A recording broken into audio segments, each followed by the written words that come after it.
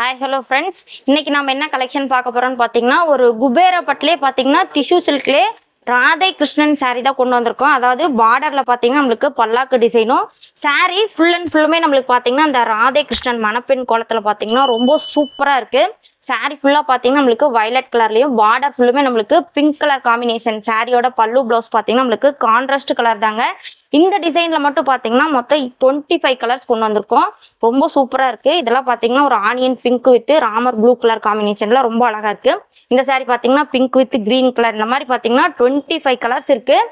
இதுல எல்லாத்துலயுமே பாத்தீங்கன்னா செட் சாரீஸ் வந்து எவ்வளவு வேணாலும் தாராளமா எடுத்துக்கலாம்.